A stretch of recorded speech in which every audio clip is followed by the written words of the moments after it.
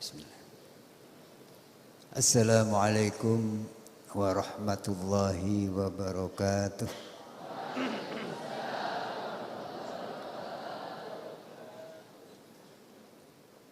Alhamdulillah alladzi hadana li hadza wa ma kunna linahtadiya laula an hadana Allah. Wassalatu wassalamu ala Rasulillah Sayyidina Muhammadin. Kalau nama beliau disebut, bacalah salawat. Ya, tapi tidak usah teriak-teriak. Ya, Tuhan itu Maha mendengar, baca salawat dengan khusyuk.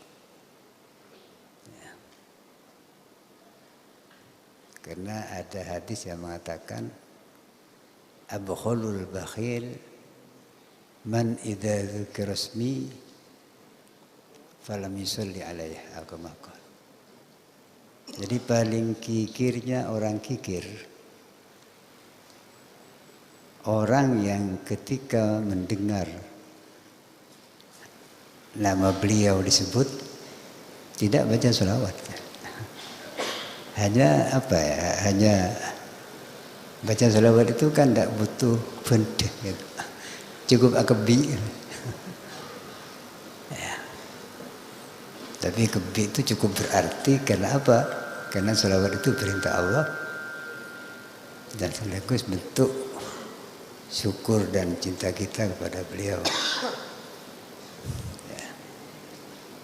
Jadi tiap mendengar nama beliau disebut, baca selawat, tapi tidak usah teriak-teriak, pelan-pelan aja.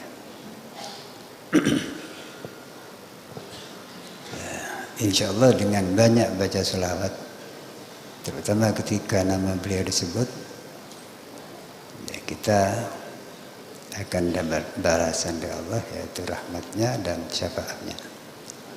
Ya. Jadi diulang lagi. Wassalatu wassalamu ala Sayyidina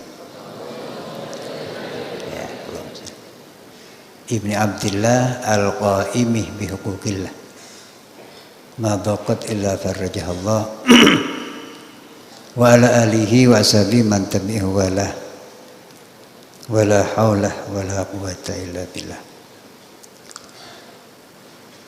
Yang saya hormati semua pengurus Pondok Pesantren Jadid, kepala pesantren dan semua jajarannya, saudara-saudara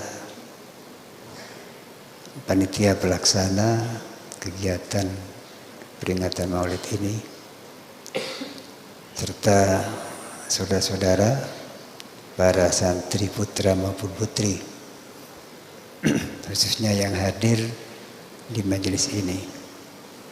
Ya, semuanya saya hormati dan mudah-mudahan semuanya dirahmati oleh Allah Subhanahu wa taala.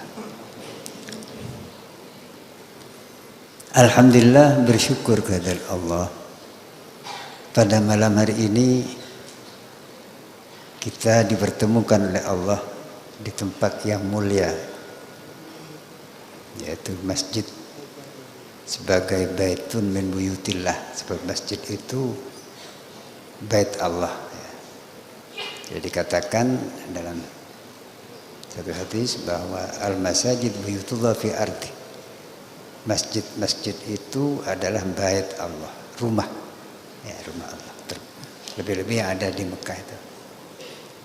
Tapi bukan berarti Tuhan adalah masjid. Tuhan itu tidak butuh tempat, tidak dibatasi dan oleh tempat maupun ruang.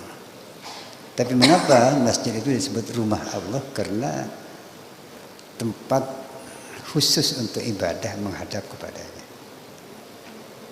Jadi sama halnya dengan sebetulnya untuk menghadap Allah itu bisa di mana saja. Fa aina ma tuwallu fathamma wajhullah. Kemanapun kita hadapkan wajah kita, kita sebetulnya sedang berada di hadapan Allah. Jadi tidak tersembunyi kita dari Allah. Hanya kita yang merasa tidak di hadapan Allah karena lupa gitu. Jadi ini sama dengan kita ingin ketemu orang, bisa ketemu di mana? Di mana saja, di jalan, di pasar bisa. Tapi lebih baiknya kalau kita itu ketemunya di rumah dia. Jadi swan lah gitu. Jadi ke masjid itu kita betul-betul menghadap secara khusus pada. Jadi ini tempat mulia.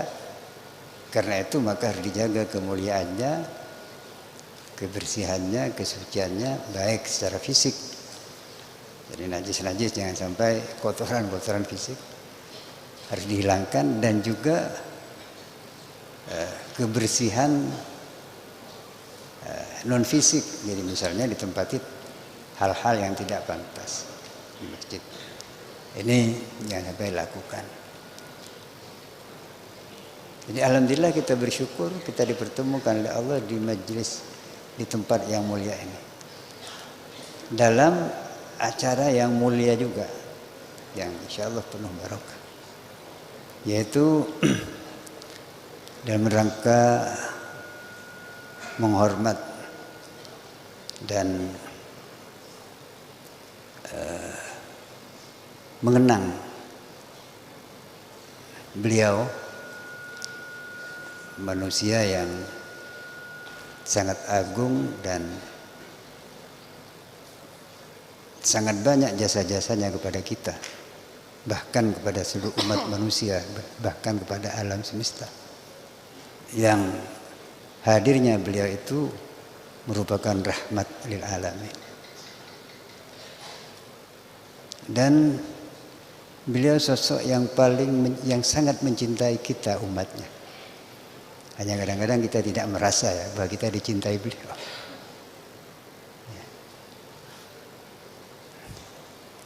Harapannya dengan mengenang beliau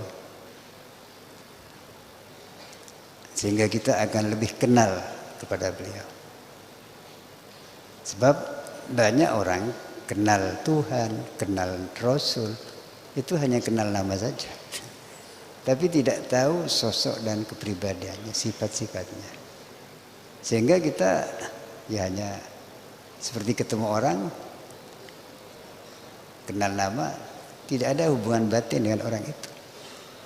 Maka seharusnya kita mengenal beliau itu lebih dalam lagi. Sebagaimana kita mengenal orang tua kita, bahkan lebih dari itu. Sehingga dengan mengenal baik dan mengenal lebih banyak lagi beliau itu, insya Allah akan tumbuh mahabbah, kecintaan kita kepada beliau. Sebab beliau itu adalah sosok yang pantas untuk dicintai dan pantas untuk disyukuri dan dikagumi. Orang yang mengenal beliau bukan hanya orang Islam, orang non-Muslim pun kalau mengenal beliau itu pasti kagum.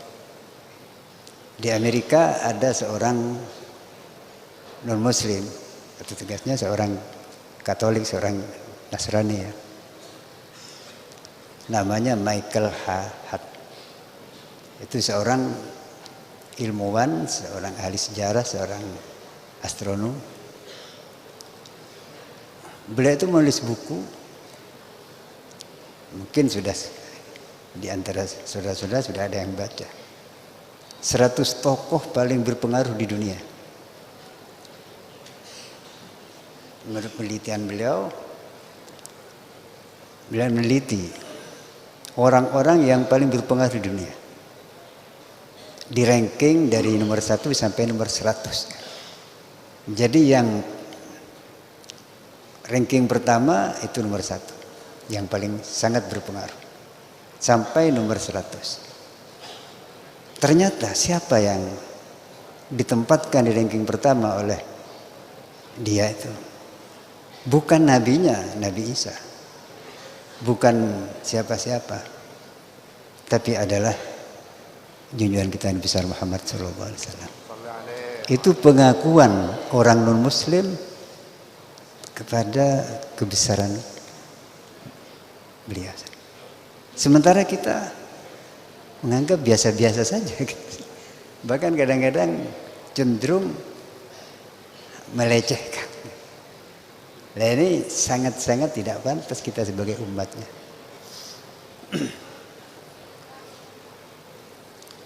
Sehingga dengan timbulnya mahabbah, dengan semakin mengenal beliau, mengenal jasa, mengetahui jasa-jasa beliau, bagaimana perjuangan beliau dan cinta beliau kepada kita, maka kita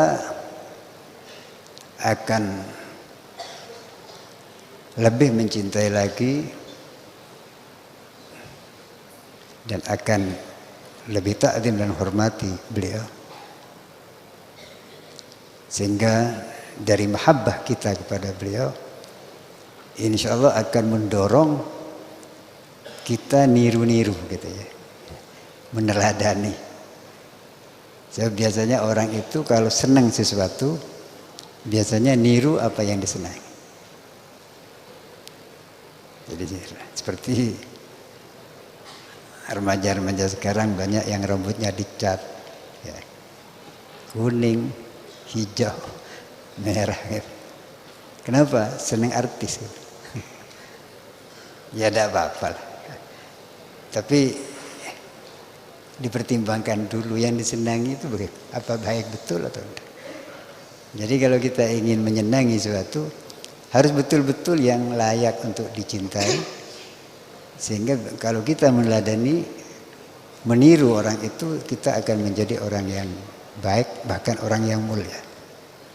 Saya yakin kalau kita niru dan meneladani beliau yang kita peringati maulidnya ini, kita pasti akan menjadi orang baik dan akan jadi orang mulia. Tadi sudah dibaca firman Allah, laqad kana lakum fi rasulillahi uswatun hasanah. Jadi ketika jadi Rasul itu adalah teladan terbaik. Kalau kita niru beliau, niru apanya saja, itu pasti baik. Sekalipun kita tidak bisa niru beliau secara utuh 100%. Ya bisa niru 10% aja lumayan lah. Ya. Jadi harapannya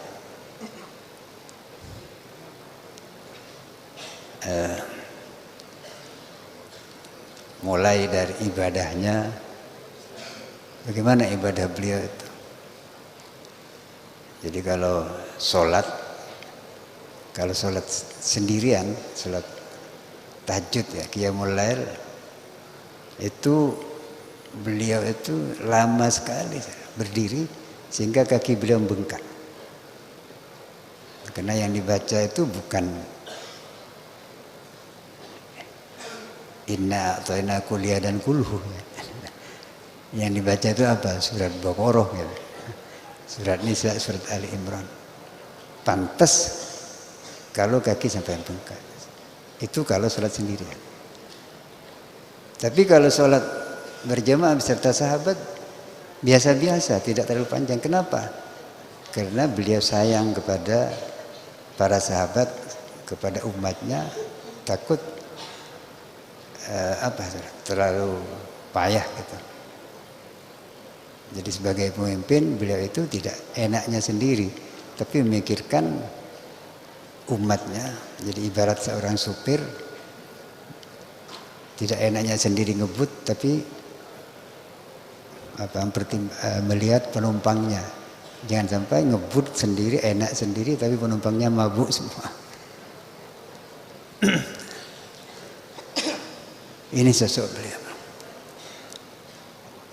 Dan yang paling penting untuk kita teladani itu adalah akhlak beliau. Dan akhlak yang paling menonjol dari beliau itu adalah sifat rahmat. Dan memang beliau itu adalah rahmat Allah. Jadi beliau diutus kepada kita itu sebagai bentuk kasih sayang Allah pada kita. Dan beliau sendiri sifat yang paling ada rahmatnya. Ya sekalipun tidak sama dengan rahmat Tuhan, tapi ya sudah mirip-mirip. Beliau itu tidak hanya menyayangi umatnya yang muslim, yang mukmin, tapi semua makhluk, termasuk orang-orang yang non muslim, itu disayangi. Tentu cara menyayanginya berbeda ya. Kalau menyayangi orang-orang yang sudah beriman, bagaimana supaya imannya itu lebih kuat lagi dan ketaatannya lebih tinggi lagi. Tapi kalau menyayangi orang yang belum beriman, maka caranya dengan bagaimana mengupayakan bagaimana dia akan beriman. Jadi kita tidak boleh membenci orang yang hanya karena perbedaan keyakinan. Kalau ada orang yang mungkin keyakinannya tidak sama dengan kita dan kita menganggap itu salah, tidak perlu kita membencinya, tapi sayangi dengan cara berusaha mengajak dia untuk beriman. Sama dengan teman. Kita menyayangi teman, ini lihat-lihat dulu. Kalau temannya berbuat baik, menyayangi teman, bela teman itu dengan cara mendukung perbuatan baiknya. Tapi ketika teman kita itu berbuat buruk, maka menyayangi teman itu adalah mencegah bagaimana dia tidak terus-menerus melakukan keburukan itu. Ini seperti diungkapkan dalam satu hadis, unsur akhaka zaliman aw madluman.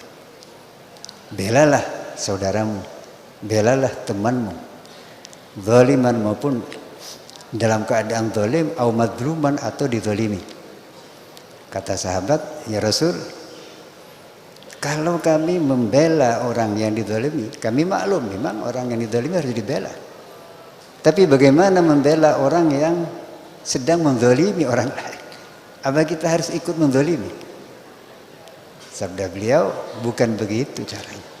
Pegang tangannya supaya dia tidak berbuat zalim. Itu cara membela teman. Maka kepada saudara-saudara terutama ya, yang sering terjadi itu di kelas, tukang absen. Tukang absen itu kadang-kadang kalau temannya sendiri tidak masuk, ditulis masuk. Lah ini bukan membela, bukan menyayangi, tapi justru menjerumuskan dia kepada pelanggaran. Ya, mestinya kalau tidak masuk, ingatkan dia supaya tidak bolos lagi. Jadi ini menyayangi itu harus benar, caranya harus benar. Maka orang yang dengan alasan dakwah, dengan alasan amar ma'ruf nahi munkar, lalu maki-maki orang lain, apalagi ngebom-ngebom, itu tidak benar. Kalau umpamanya ada orang berbuat maksiat dibom mati, dia tidak ada kesempatan untuk bertaubat. Itu bukan membina tapi membinasakan. Nabi tidak seperti itu. Ketika beliau masih di Mekah, masih pengikutnya sedikit, beliau ditekan, diancam, diboikot. Sering beliau dihina dengan ketika beliau sujud, maaf, kepala beliau diberi kotoran unta. Tapi beliau ya tidak membalas. Ya. Bahkan beliau sering dihina juga. Di Mekah itu ada seorang yang kafir lah gitu. Dia sangat benci Nabi. Ketika setiap Nabi itu lewat di depan rumah dia, selalu diludahi. Selalu diludahi. Suatu ketika orang itu sakit. Karena itu dia tidak keluar, tidak meludahi Nabi. Nabi bertanya-tanya, kenapa sih orang itu kok sekarang tidak keluar? Seperti ada sesuatu yang hilang ya. Sekalipun itu sesuatu yang negatif ya, yang tidak menyenangkan. Akhirnya beliau itu tanya kepada tangganya, mana si fulan itu? Si fulan itu sakit Muhammad. Tangganya masih kafir ya. Tidak mengatakan Rasul tapi Muhammad. Oh ya sakit. Kalau gitu ya Nabi pulang. Mengambil oleh-oleh kemudian menjenguk yang sakit itu. Ya. Akhirnya sesudah memberi salam 3 kali baru dibuka pintunya, Nabi masuk. Orang itu agak curiga. Muhammad ini mau apa sih? Saya sedang sakit sekarang. Kemudian dia tanya, Muhammad kamu itu mau apa? Maaf, karena ini orang kafir ya, jadi tidak nyebut ya Nabi ya Rasul, dan nyebut nama. Nabi menjawab, saya ini tidak ada apa-apa, tidak akan apa. Saya dengar sampean itu katanya sakit, ini saya bawa oleh-oleh. Wah ini akhlak beliau. Akhirnya apa? Orang itu termenung, terkagum-kagum melihat akhlak beliau yang tinggi seperti itu, tanpa diminta, tanpa disuruh bersyahadat, masuk Islam. Jadi akhlak beliau menjadi daya tarik orang untuk masuk Islam. Dan ini ditiru oleh sebagian tokoh Muslim masa sekarang, yaitu salah seorang imam besar di Amerika yang alhamdulillah berasal di Indonesia, orang Sulawesi Selatan, orang Bugis.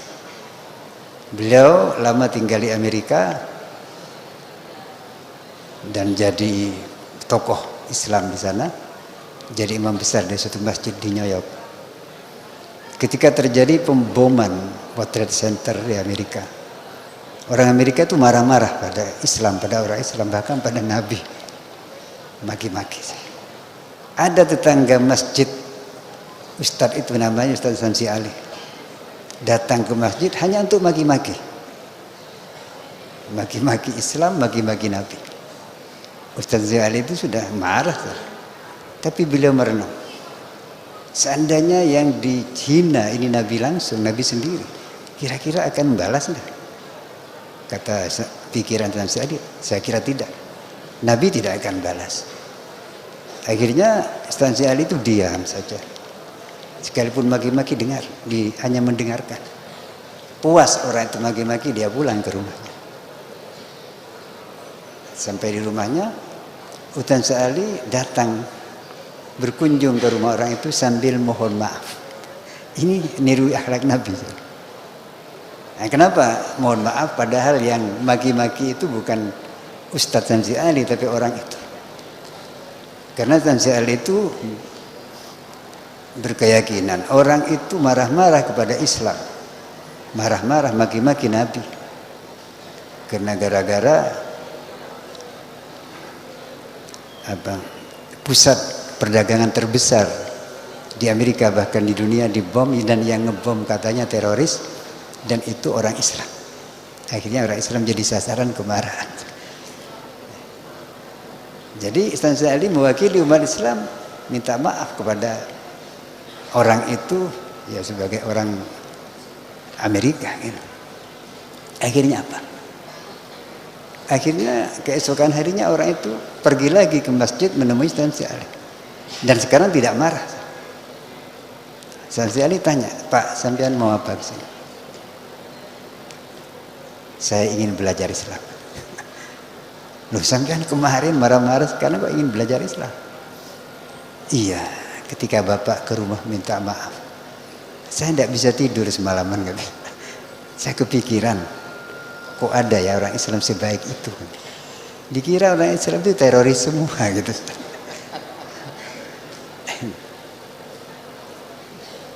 Akhirnya dia masuk Islam, belajar Islam, sekarang jadi aktivis dakwah di Amerika. Dia selalu pergi kemana-mana bawa terjemah Al-Quran, menyebarkan dakwah. Dari asalnya pembenci Islam menjadi pembela Islam. persis seperti Sayyidina Umar bin Khattab. Beliau pembenci Islam dan ingin bunuh Nabi, tapi akhirnya jadi pembela Islam yang sangat kuat. Jadi ini bermaulid itu bukan hanya seremonial, ya berselawat bagus lah. Tapi yang tidak kalah pentingnya, bahkan ini yang penting, bagaimana kita mengikuti ajaran-ajaran di bawah beliau. Sebab beliau itu memang diutus untuk menyampaikan ajaran dari Allah dan meneladani sunnah dan akhlak beliau. Sekalipun itu memang berat. Tapi insya Allah kalau kita berupaya lebih mengenal beliau, lebih mengenal sunnahnya, sehingga akhirnya timbul rasa kagum, rasa cinta kita kepada beliau, maka harapannya Allah akan bukakan pintu hati kita untuk lebih kuat lagi mengikuti ajaran-ajaran di bawah beliau dan mengikuti sunnah dan akhlak beliau. Jadi ini barangkali kita merayakan maulid ini jangan hanya dianggap kegiatan rutin yang tanpa makna. Kita harus bisa mendapatkan hikmah dari ini. Sekalipun ini tiap tahun, tapi kita jangan kehilangan hikmah. Mudah-mudahan Allah selalu beri taufik hidayah kepada kita, sehingga dengan barokahnya maulid ini iman dan takwa kita kepada Allah semakin kuat, dan mahabbah kita kepada beliau yang kita peringati maulidnya semakin meningkat, dan akhirnya kita bisa mengikuti ajaran dan niru-niru sunnah beliau. Harapannya kita dapat syafaatnya dan kelak di hadapan Allah di akhirat mudah-mudahan dikumpulkan dengan beliau. Amin amin ya mujibas sa'ilin. Barangkali itu sekedar